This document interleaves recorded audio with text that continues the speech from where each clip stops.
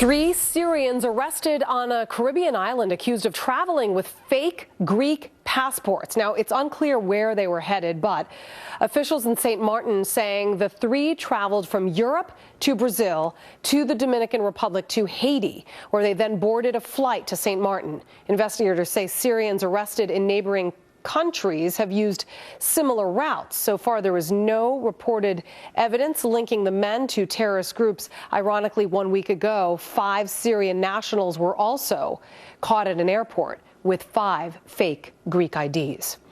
Well, the fight over refugees in America taking center stage on Capitol Hill, the House of Representatives passing a bill to increase for those people coming from Syria. It is unclear when the Senate will take up the measure, but they want increased security. But President Obama has said that he will veto it.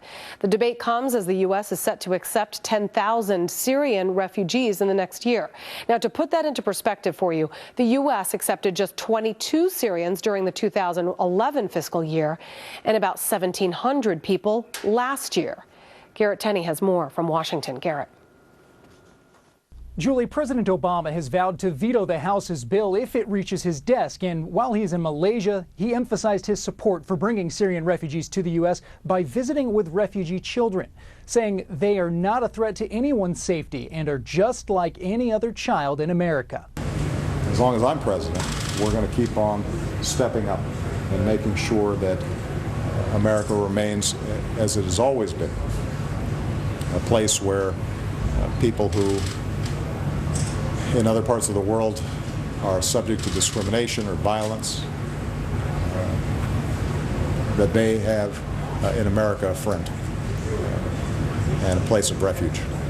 The proposed refugee bill would add FBI background checks to the current screening process, along with approval by top security officials that a refugee is not a threat to the U.S.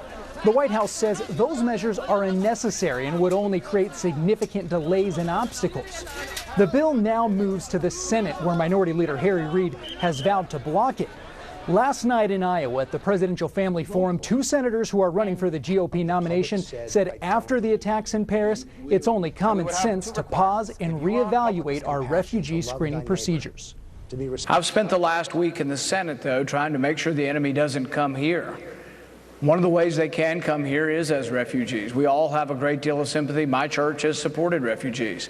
But the thing is, we can't be blind and say there is no threat. It's very easy to toss cheap insults when no one can respond. You want to come back, let's have a debate on your refugee policy. And let's talk about the fact, for example, that number one, these refugees are fleeing the disaster that has been caused by the Obama-Clinton foreign policy that has led to the rise of radical Islam throughout the Middle East.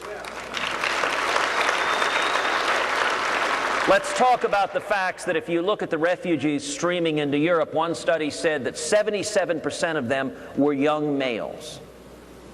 That is an odd demographic for a refugee wave. The White House argues the vast majority of refugees trying to come to the U.S., though, are women and children, not young males. So far, 31 governors have said they're against bringing any Syrian refugees into the U.S. until screening procedures are able to ensure they don't pose a threat. Julie? Garrett Tenney, thank you.